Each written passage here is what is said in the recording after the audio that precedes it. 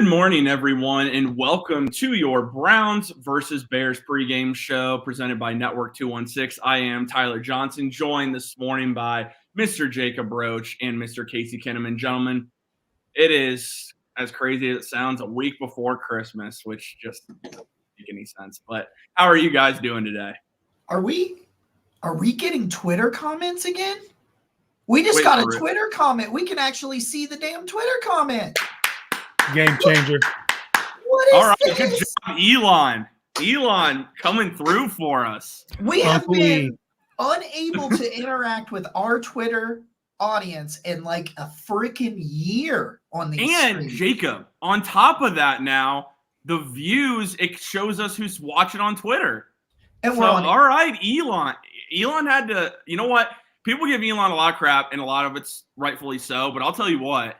He has changed some things, and it's benefited us. So, not going to complain too much. This is so great. We're not getting these comments where they're joining. That's not a comment. That's just telling us people are joining on Twitter. But that's awesome. Yeah. So, I'm doing fantastic. Casey, how are you? I'm good, man. Uncle E came with an early Christmas present, and can't be mad at that. Now, if he can just get these bots, off my timeline, I'll be doing good. An early Christmas present could come today if the Browns pull off another win. And then they're about 94% chance likely to make the playoffs. So that would be a great Christmas present. There is a lot to talk about today, guys. Before we get to any of it, as a reminder, we do have a good amount of people still joining us on YouTube. So if you guys would just take a second, drop a like on the video and subscribe if you are brand new to Network 216. Really would appreciate that support as we are on the push for 3,000 subscribers. Can't get there without your help. And again, drop a like on the video. Really helps the channel grow. So we really would appreciate that support. We also are available on the Lockerverse app, and you can join us in the Dog Pound Lounge. And be sure to be on Lockerverse every week for Quarterback Unplugged with Browns quarterback Deshaun Watson and quarterback coach Quincy Avery. Gentlemen, the first thing to talk about before we even talk about the All right, well, we can read.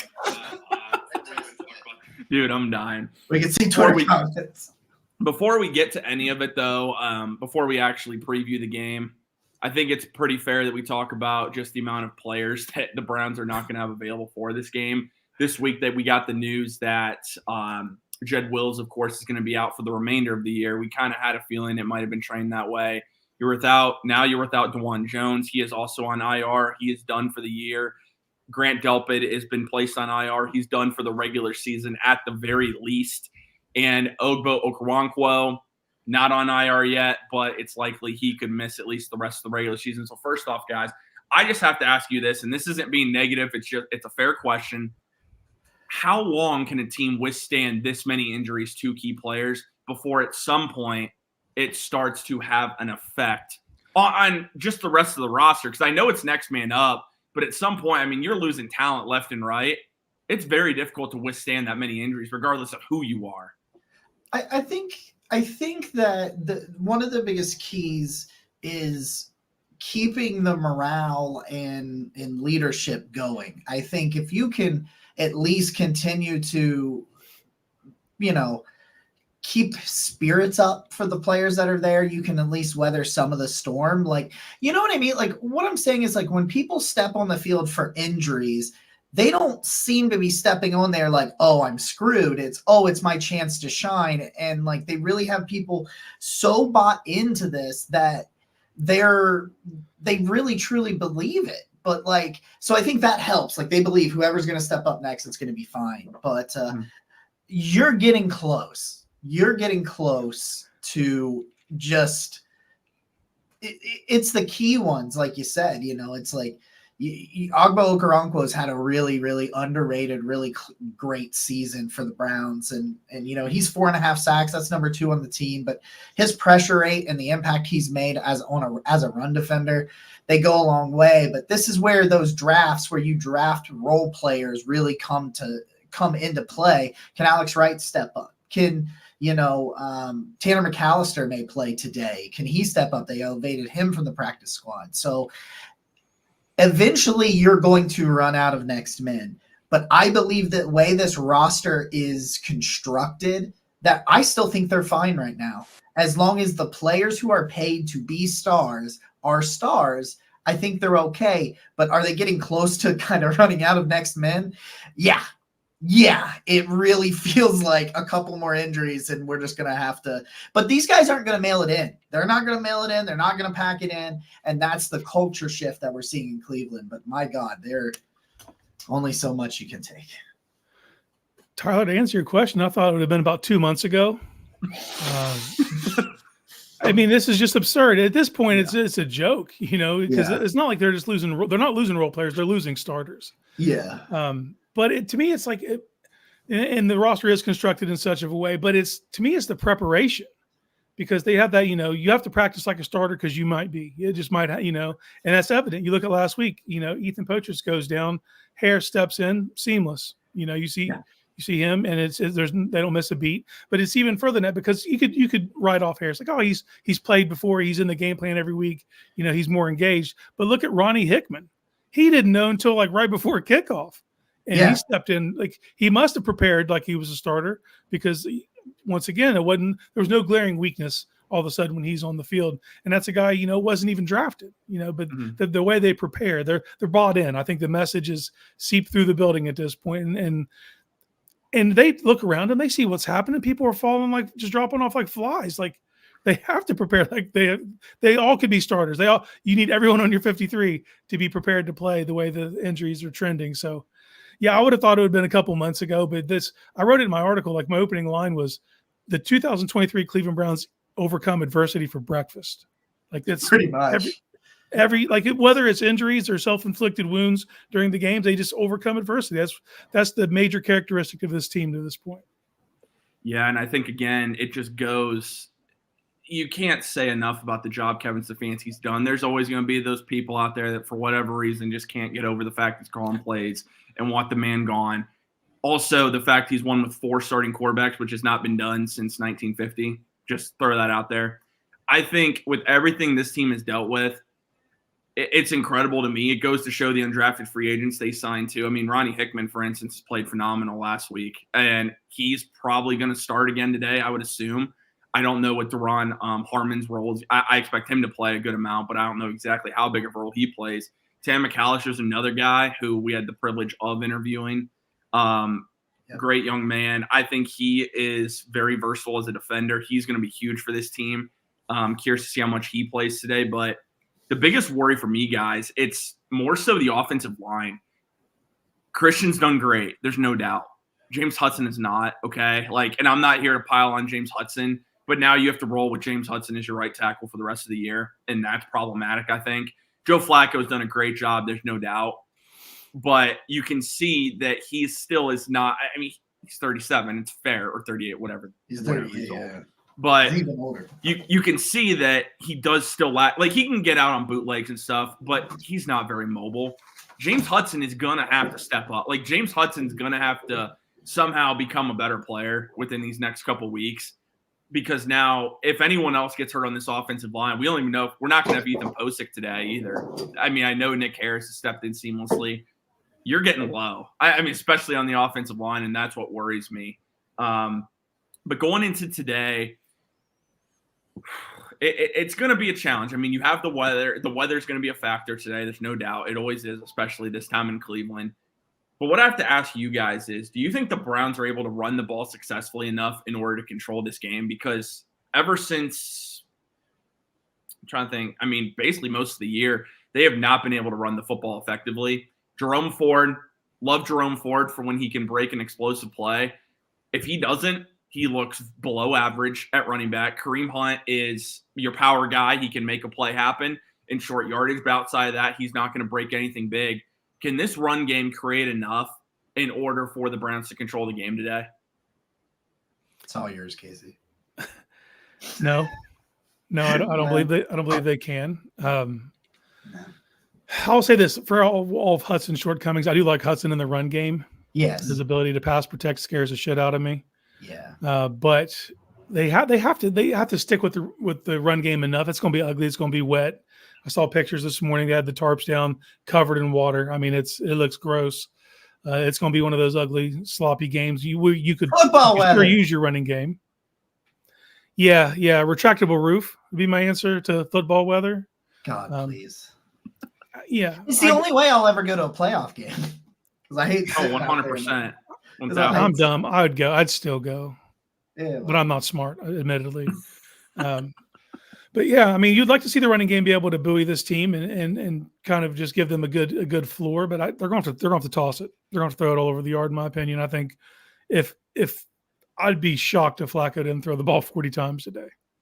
You know what's interesting though about that is just like we talked about it on Off the Leash on the PSF app, and we've talked about it. I know Tyler's talked about it online, and we have as well. That I wrote it up that Jerome Ford really has truly been one of the most explosive yet inconsistent backs in football. I mean, he's got a ridiculous explosive play rate. Like I of course didn't write it down going into it, but like he's in such a weird spot. There's nobody else around him on the chart because of the explosive rate, but also the negative yardage play rate is like nobody even comes close to that. So like you could see some situations where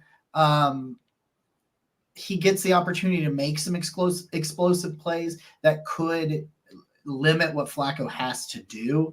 But do I feel like the Browns will throw less than 30 times today? No, because I don't feel that confident in the run game. And I'll say this. People are going to be like, well, you need to run the ball in the bad weather. I would argue, as the great Randy Gurzy would tell you, you have a good chance of forcing DBs who don't know which way you are going to fall down in the weather. Maybe, right? Like maybe you'll do some things there. And we've got the question, like, how is the Bears run D? It's top 5 in the NFL. Yeah. It's good.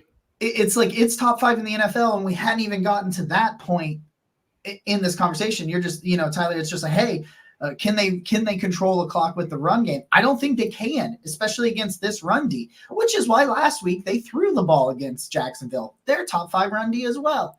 So it's a really good run defense on an underrated kind of front seven. That defensive line is pretty good. Those linebackers are really good for the Bears. And, but for me, it's just like, no, I don't think they can control it enough. Can they get 100 yards? Because I think they've got the right combination of personnel versus the right matchups to get a couple explosives here and there. Yeah, I do. But like when the Pittsburgh Steelers had their soul stake taken last night by 12 straight run plays by the Indianapolis Colts, I don't think the Browns can do that. Yeah. And that's my biggest thing too is, it's not trying to pile on Jerome Ford. He's made some really key plays throughout the year. But it's like if Jerome Ford can't break something, he's good. It's going to be a subpar performance because that's just the type of player he is. I have no doubt that he's a good backup running back. Like I think that's his role moving forward when you're looking at the future for Ford. He's a backup running back in this league who can step in at times. Yeah. The Bears, there's one thing on defense they're good at, and that's stopping the run. They're not good against the pass. It's going to be very difficult to pass the ball today. But you're going to have to lean on Joe Flacco. You're going to have to, once again, give him some easy throws. You're going to have to rely on these guys to catch the football. I know it's rainy. Yeah. I get it. And you already are one of the top teams in the league in drops. You better find a way to catch that football today because your run game is probably not going to do you any favors. That's just the way I look at it. There are a lot of course, injuries that the Browns are dealing with, not only just on IR, but just even out for this week. So real quick, just to read them off. The Bears, obviously, DJ Moore was questionable, but he's going to play. He was always going to play, so there was no real worry with that one. But for the Browns out this week, center Ethan Posick, Ogbo Okoronkwo, we already mentioned. Jordan Kanasic, he is out. Juan Thornhill is out. Out of those guys, who do you think is the biggest loss for them this week? I'm not going to say Juan Thornhill because I'm really, really excited to see Deron Harmon play today because I think that he can give you some of the things that Rodney McLeod was giving you. I think he's that veteran safety that can slide all over the field. So while I think that Juan Thornhill is a really big loss, I don't think it's quite as big of a loss because they have somebody that can at least has been there, done that at the safety position that can go out there and help the rookie in Ronnie Hickman. You'll probably see a lot of DeAnthony Bell as well and that sort of stuff. So I'd say that may be one of the, I mean, I hate to be like, oh, that was an okay loss, but you feel like you can tread water there. Ogbo Okoronkwo has just been a problem, man. Like, it's not always showing up in the stat sheet. It's not always him getting home. Sometimes it's doing the dirty work in the run game to prevent explosive plays on the outside, because he does a really good job of undercutting and setting the edge out there and playing to the outside. And he can win with power. He can win with speed. And it's just like, he's a very underappreciated player, I think. And I know a lot of Browns fans like Ogbo, but I'm just saying, I think what he does is even more than the everyday fan thinks. Once you go rewatch a game, especially if you have NFL Plus and you can watch the All 22. Go watch the All 22, and when he's on the field, when Ogbo's on the field, don't watch anything. Just watch him. Just watch him for a couple of games here and there. Every time he's on the field, it's ridiculous what he can do. So it puts a lot of pressure. Zadarius Smith, I think, has been real good too. I know he's not getting the sack numbers, but I think he's been pretty good. But it's putting a lot of pressure on Alex Wright. You're probably going to see Isaiah McGuire again today. Hopefully we see some Mahmoud Diabate there, see him active and doing some pass rush things like Siaki Ika. You're going to see. Yeah. But him moving around, there's going to be more pressure to put Zadarius inside, because you're also missing Maurice Hurst, your best pass rushing defensive tackle. And so you're trying to move these things around. So I think it's Ogbo Okoronkwo for me, just because of a lot of the things that go unnoticed and don't show up on the stat sheet. Yeah. And I would agree with that too, because if you think about it, I've said this for a while. I said this on Sports for Celia, I think maybe before the season started. I thought Ogbo was the most underrated addition to this defense because of what he did as a situational pass rusher, playing for the Texans of all teams. And this guy was really good. And now you bring him here to be a situational pass rusher behind Zadarius Smith and Myles Garrett. Yep. I always thought he was a great addition. So it's going to be a huge loss. I really want to see what Isaiah McGuire can do with a little bit more reps. We haven't seen him a ton. But same with Alex Wright, though. Alex Wright, when called upon, has played pretty well. And so I want to see what he can do. But you mentioned safety. You have Ronnie Hickman, who has played. Give him credit. When he has played, he's actually played pretty well, which is really, really strange considering at Ohio State, that man, I don't know. As an Ohio State fan, he had some moments where he was brutal. But Tanner McAllister, I think he's kind of an underrated guy that I hope we see today. I guess we'll find out shortly how much we'll see him. But I think Tanner McAllister could have a decent role because he's a guy that can play inside in the slot. He can play both safety positions. But you mentioned Duron Harmon. That is such an underrated addition that Andrew Bear was able to find, again, a guy off the street. And Super Bowl winning experience, same type of role that Rodney McLeod had. I think that's big for the Browns, personally. So, it's time for these young guys to step up. Siaki Ika is probably going to get an opportunity today. Fans have been clamoring for him for a while. Why isn't Siaki Ika playing? Well, because you've been healthy at the defensive tackle position all year. So, really curious to see what he can do today. Who's there more pressure on, guys, in today's game? The offense or the defense to try and limit Justin Fields? And we know how much this defense has struggled against mobile quarterbacks all year today. It's a great question. I'm gonna go offense. They know the defensive side is banged up, and they have to pick up the slack. They have to extend first downs. They got to try it. And what's been interesting is the last two starts. Obviously, the scripted drives have looked flawless. Mm-hmm. And then they just go dormant. There's that section where they'll just go 4 or 5 series in a row and really not do anything. That's where it needs to pick up. That's where they need to pick up the slack. Keep the defense rested. This defense has bailed the offense out several times over the course of this season. They need to get it the other way today, man. This is just get through this game defensively. You're so banged up. So I'm going to put the emphasis on the offense. You got to find a way to get to 24 points, hook or crook. That's the move for me. Yeah, I'm not sure that 20 will get it done. I said this on Friday as well, that I think that for now, we don't know how long Ogbo's going to be out or anything, if he's going to be able to play through it, all of that good stuff. We have no idea. But you've got to find a new defensive line rotation now, because you've now lost 2 very critical players in Maurice Hurst and Ogbo Okoronkwo that you had really figured out a really nice rotation of pass rushers on the outside, the inside, and for the most part, they were being pretty effective when it came to defensive line play. I still think, Za'Darius is out there, Shelby Harris, Dalvin Tomlinson, Jordan Elliott's been playing good.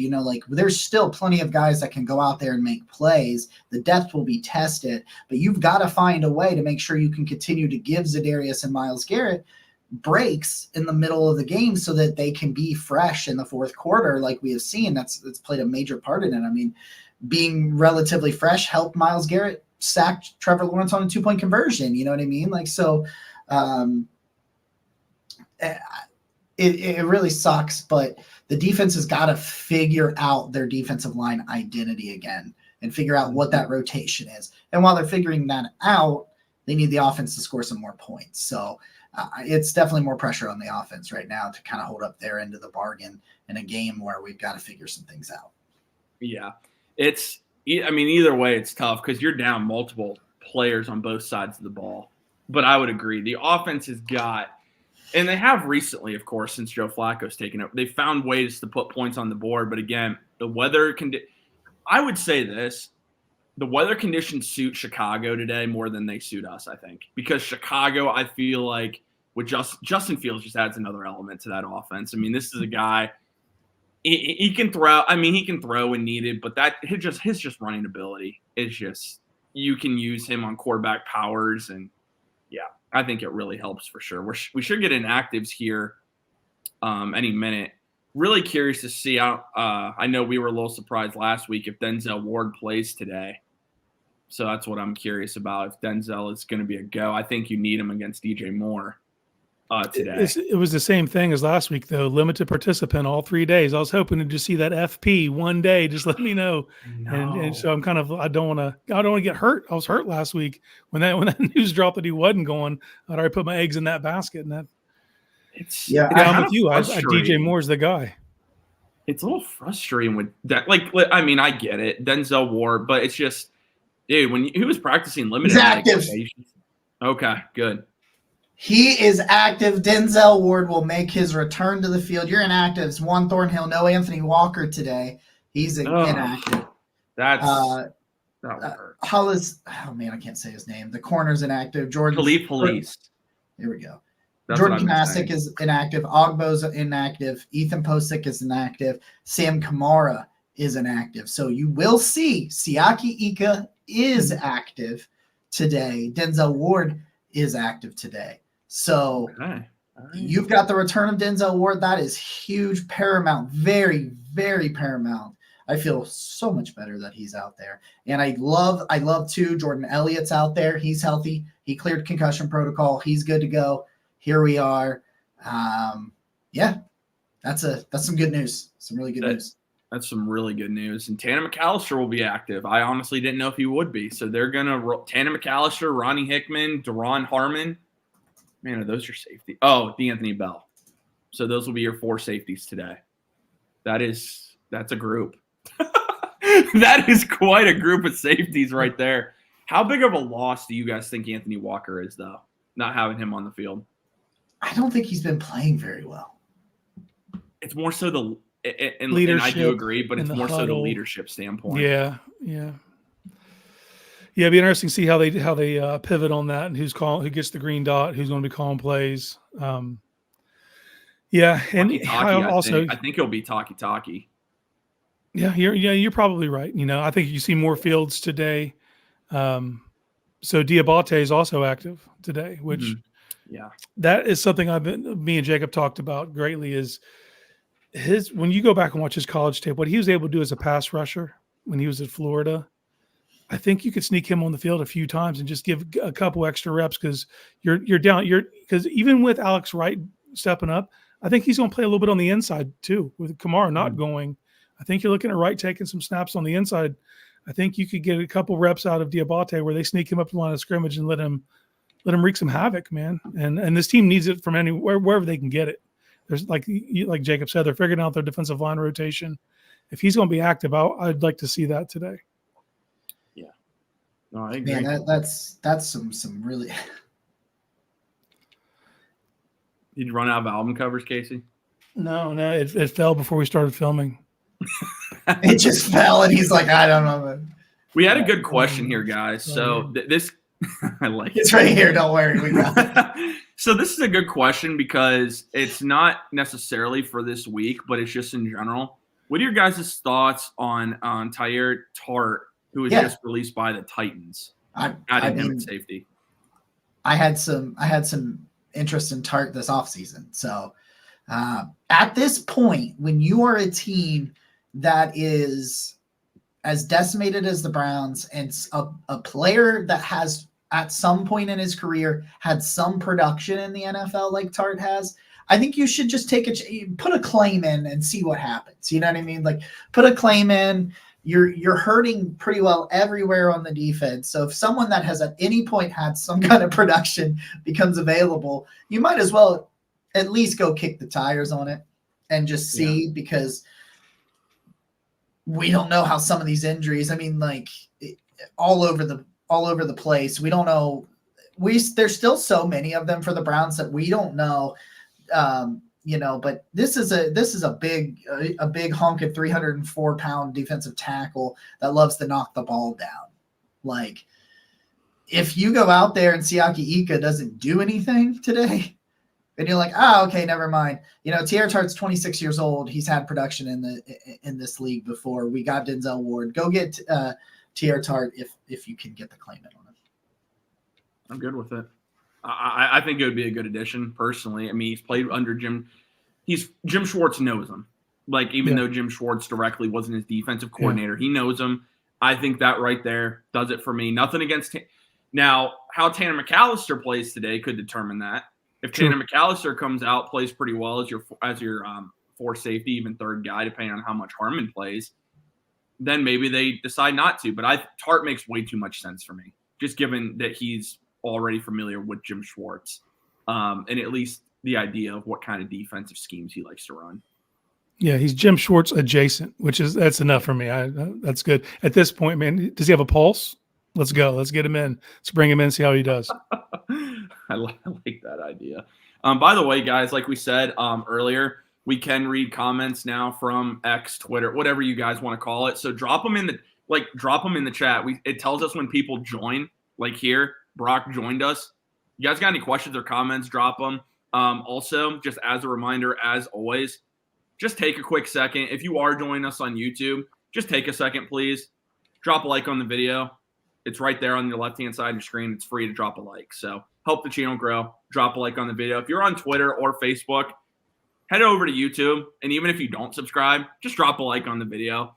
And then you'll get Jacob to stop making that really scary face. So there you go. Drop a like onto the video. We had some other really good questions here. I just saw it. Mitch asks, are we at strength deficit on the O-line? Will Flacco have time to pass? I mean, that's a question.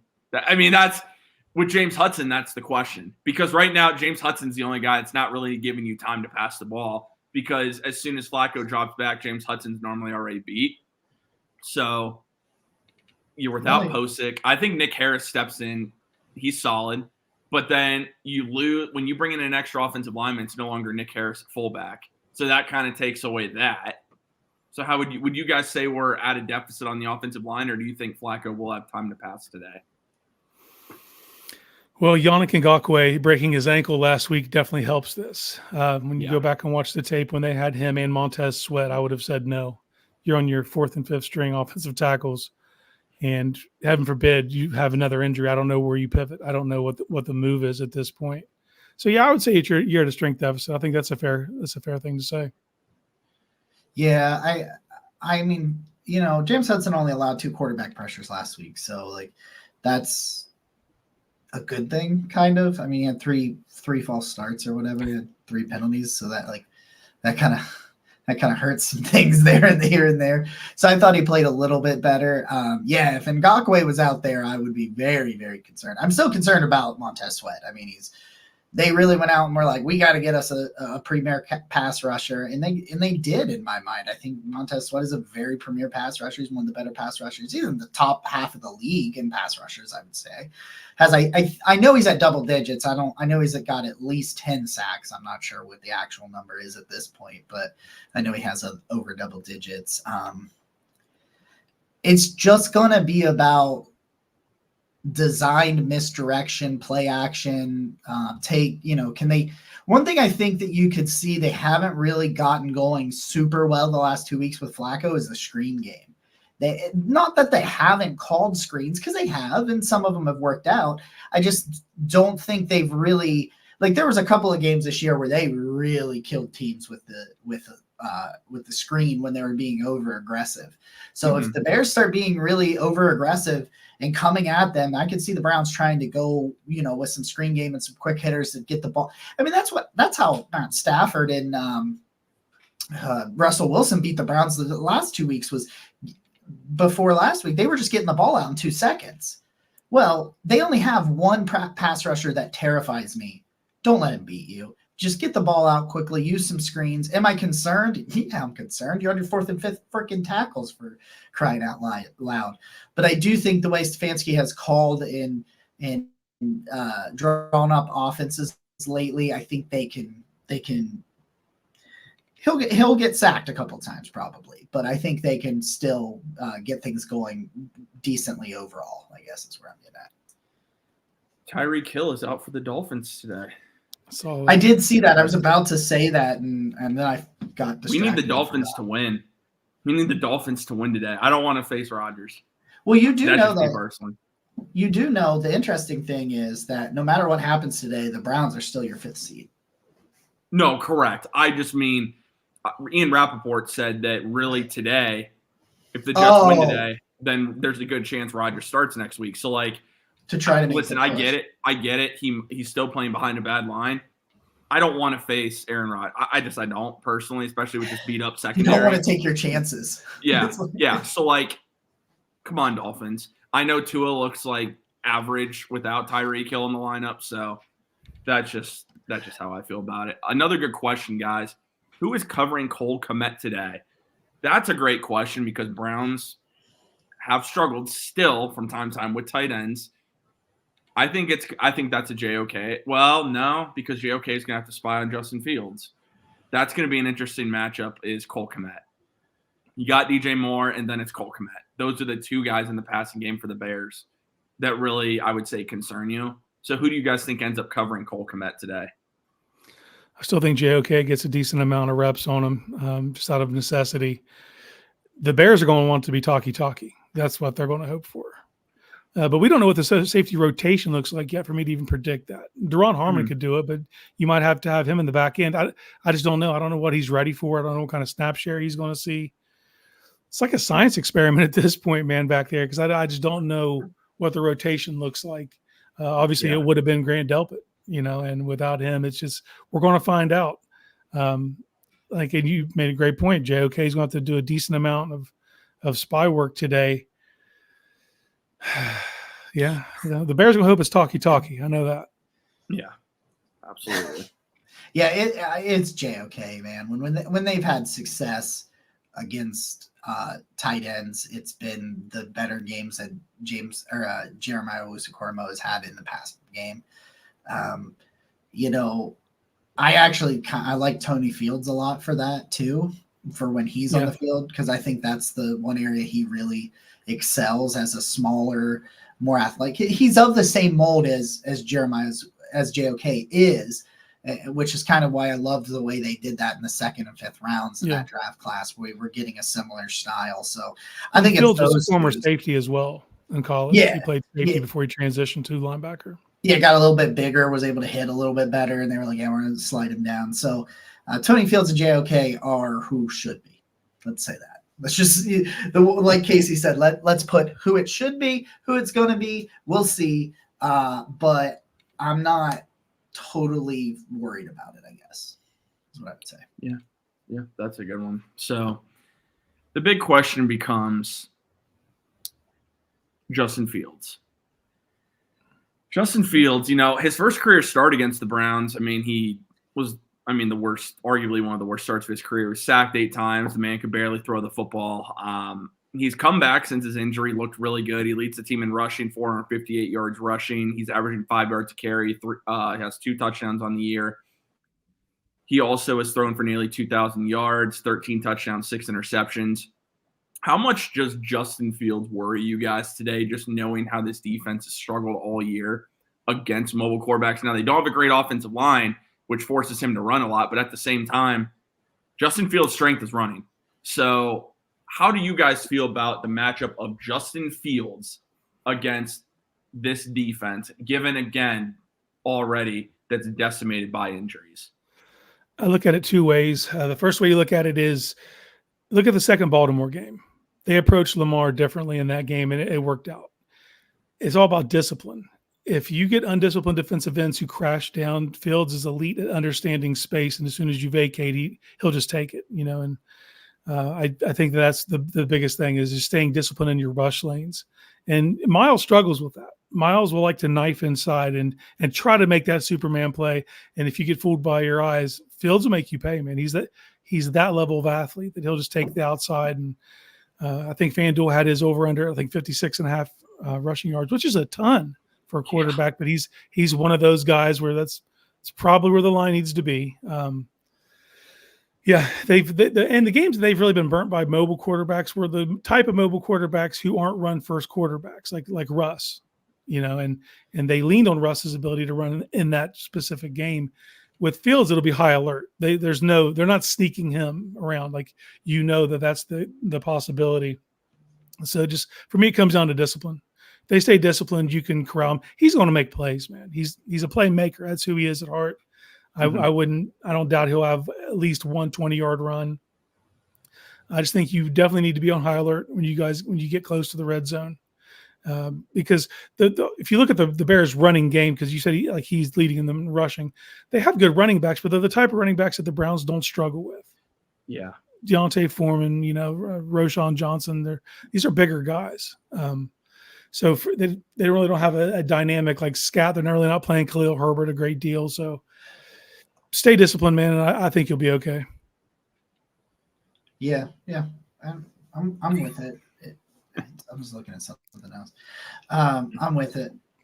I just think, I don't know, I'm trying to put it in a way that's not so I think kind of stupid the way I say it, but it's just do your job and don't try to do too much. Don't where I have seen, especially JOK in the plays that he's missed, which he hasn't missed a ton this year, but when he has, it's being over aggressive and over committing and not staying disciplined, like Casey said.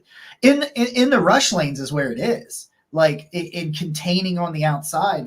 We saw Russell Wilson kill him because Myles Garrett just kept crashing down really hard on the running back, and then Russ, who is not who he used to be in terms of running the football, was able to just break it away because they just did not play assignment sound football. As long as they go out and play assignment sound football, I think they're going to be okay.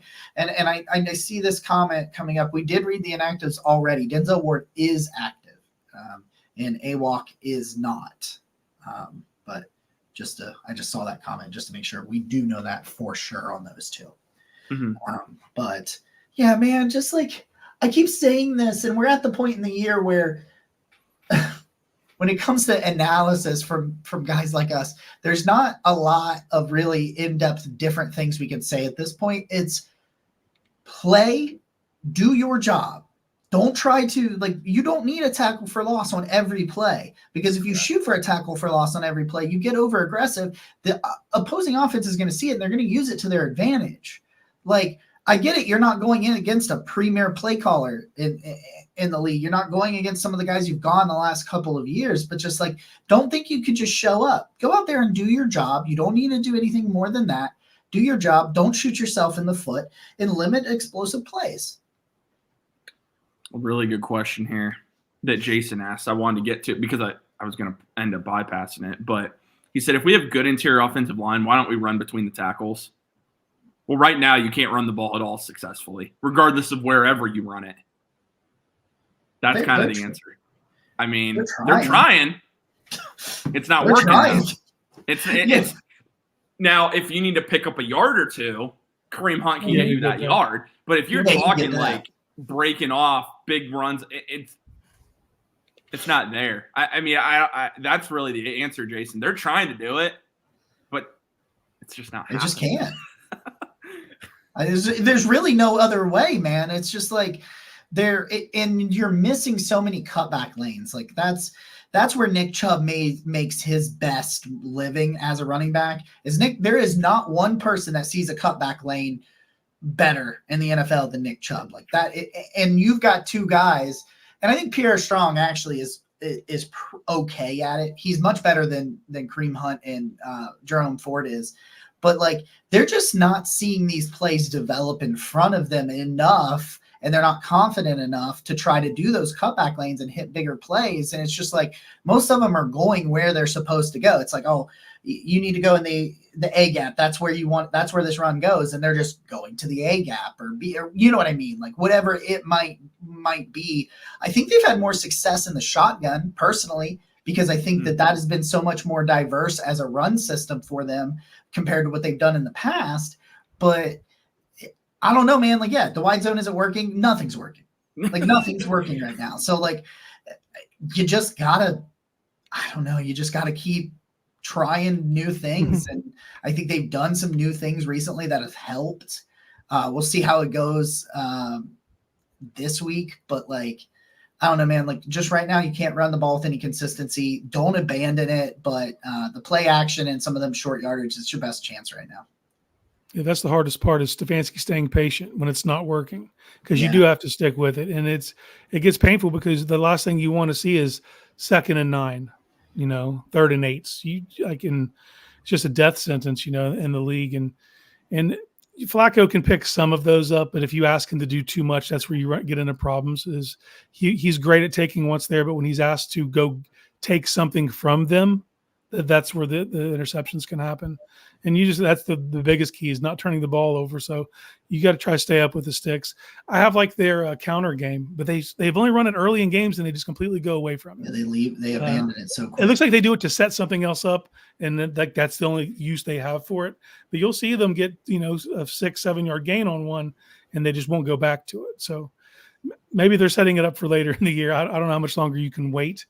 I do think you see all three backs in a stronger rotation. I think they've gotten a little more confidence in Strong as of late. I don't know how much that eats into it, but vision does play a great part in this. Jerome Ford has good front side vision. He has no backside vision. Oh my goodness, he cannot see a cutback lane at all. No, and there are so many plays. It is actually painful to watch. There are so many plays when you watch it from the end zone view where you're like, bro. Yeah, it's right there. Well, it's also we're so spoiled because we'd be like, yeah, Nick Chubb would have got 20 on that. Yeah, Nick Chubb. Those first two words are very important, and he's a unicorn, man. So we're spoiled. Most backs. This is what's going on for most backs in the league. We're not used to it. We're really not. And I saw said Huntsman draws out of the shotgun have been good. I mean, they are, but he also just has no speed, and it's just like. He takes a minute before he can even somewhat get up to speed. That's the only thing with Kareem. I mean, I love Kareem, but you can tell that his speed is gone, and it's really unfortunate. He's never been the fastest guy, but he used to have a burst a little bit. Yeah. Oh, and yeah. Now he's got nothing.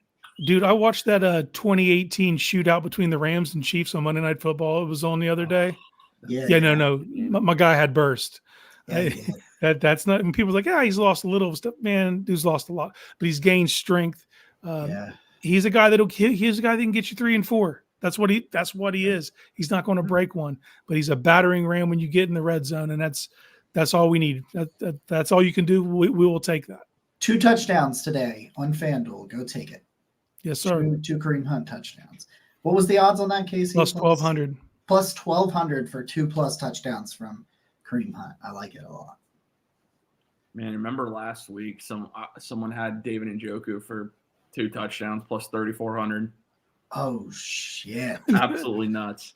the move absolutely right nuts. there. So That's that actually great. I'm glad you guys brought that up. So Jake, I mean, was that the prop that you wanted to give out? That's my prop this Okay. week. All right, Kareem Hunt, Casey, 2+ touchdowns. What's a prop you like that you would say this is going to hit today? Joe Flacco's over passing yards. I think it was Even in the rain, you think? 231. Yeah. They're going to throw the ball, man. Yeah. They're going to chuck it 42 times. He's going to get over 250. Yeah, 231.5, I think, is the number. Yeah. I think it's safe. Okay. All right. Let me see one that's, and I believe that's minus money if that's correct. Minus something, I would wait. Oh, okay. Yeah, I'm trying to look right now real quick. It's plus at 225.5, it's minus 110. Man, Justin Fields is at 178.5. You never know with Justin Fields. It's so hard because if it's one of those games where he just runs it all day, then the under is great. But you don't know. It's just like he can be two different types of quarterbacks, and he's done it this year where he's run all over somebody or he's thrown all over somebody. Me and Casey were making a prop bet, a parlay with these over-unders and stuff, and I was like, I can't touch any of these Justin Fields ones because I just think he's way too hard to predict when it comes to that stuff. Oh, yeah. No, I would agree with that. One I like is obviously Kareem Hunt anytime at plus 220. I think he's going to get one today. Just have a feeling, especially with the weather the way it is. If I had to pick one on the Chicago side of things and I put it in mine, I got Justin Fields for an anytime touchdown plus 240. Personally, I mean, okay. I think he's going to have. I'm not saying he's going to ball out, but I do think he gets one today because I just think his legs create so much. And the Browns have suffered so much against running quarterbacks this year. Exactly. Now they're at home. I'm very excited to see what it looks like at home, where they're 6-1, but like is it 7-1 or 6-1? They're 6-1. They have 2 more because they have 9 home games this year.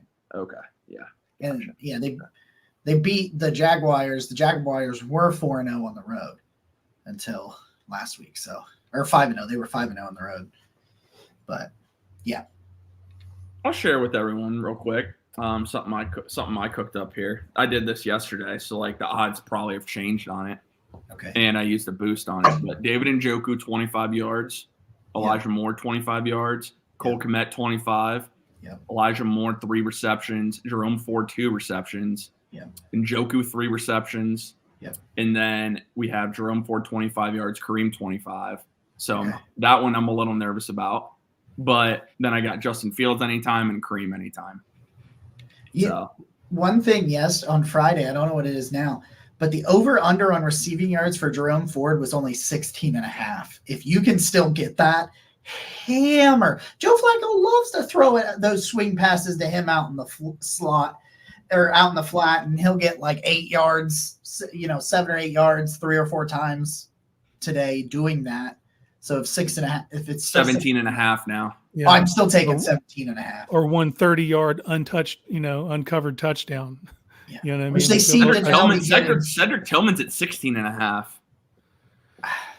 They're just banking on rain. I'm taking it. I don't know. I guess. I mean, they have to be banking on the rain because if you look at the current, I mean, it's gonna rain all day. It looks like it's 45 degrees.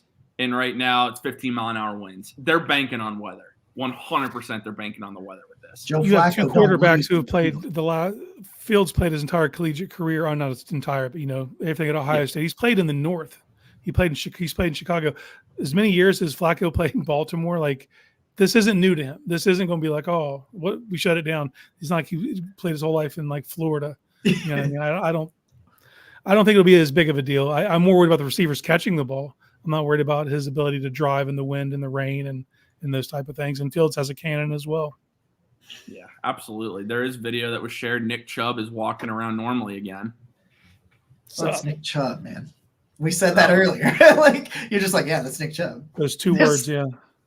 Those 2 words are the ones that were important in that statement, Nick Chubb. Yeah, it's absolutely remarkable to me.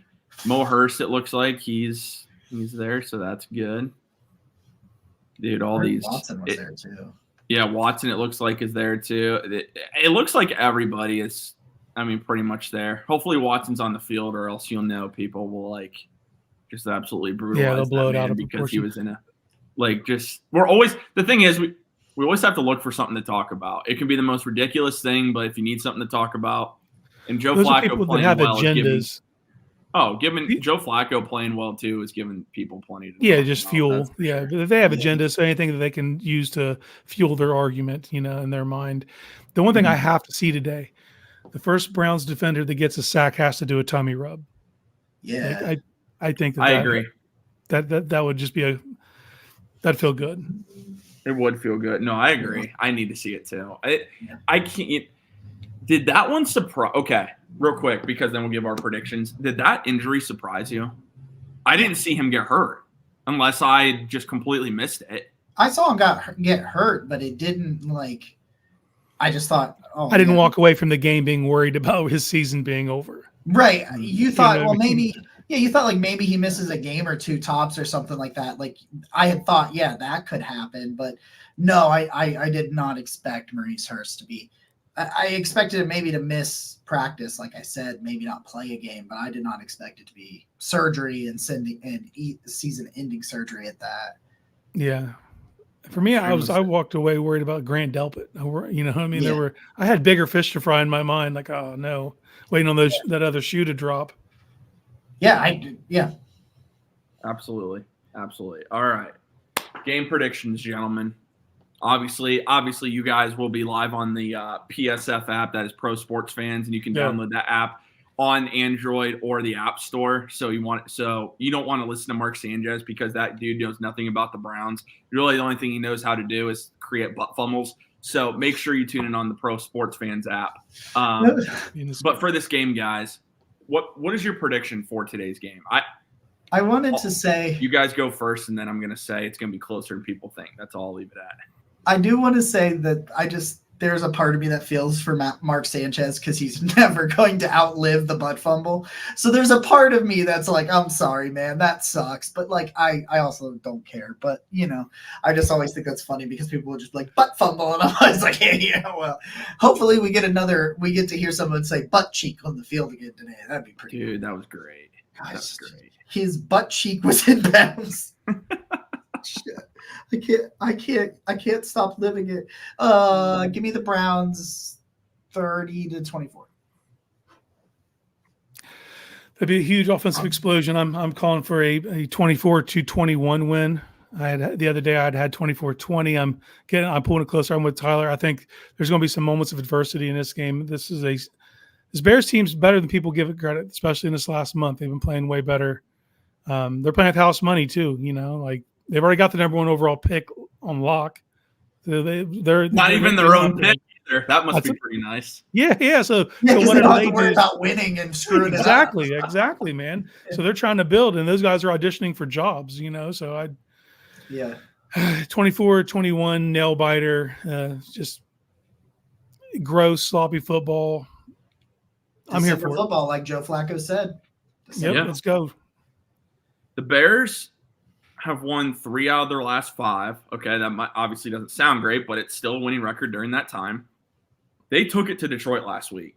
I know they were at home. Detroit just destroyed Denver. The NFL, you can't predict it week to week at all anymore. They beat the Vikings. That was in Minnesota, and Minnesota is right there in the playoff mix. This is a solid – this team has picked it up since Justin Fields has come back from injury.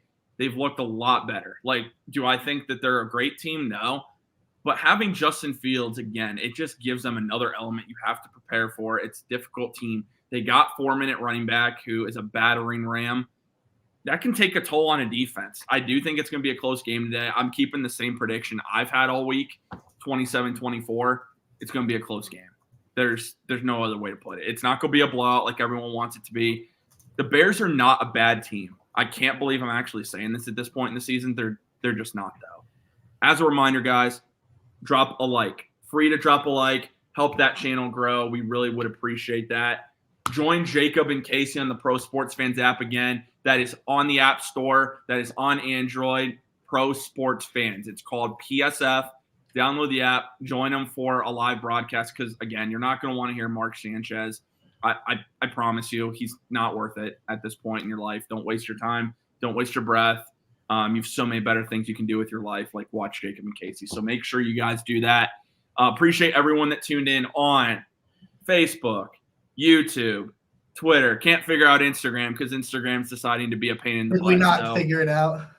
Dude, I went to go live and then it wasn't there after I entered the stream key. So you know what? We'll have to mess with that another time. But just for future announcement as well, guys, we are not 100% sure on pregame shows for at least next Sunday, and then we'll figure out the 28th, the Thursday night game as well. But next Sunday, of course, with that being Christmas Eve, we'll see what we can do. Can't make any promises, but if we don't talk to you guys before then, wish you and your family a happy and safe Merry Christmas.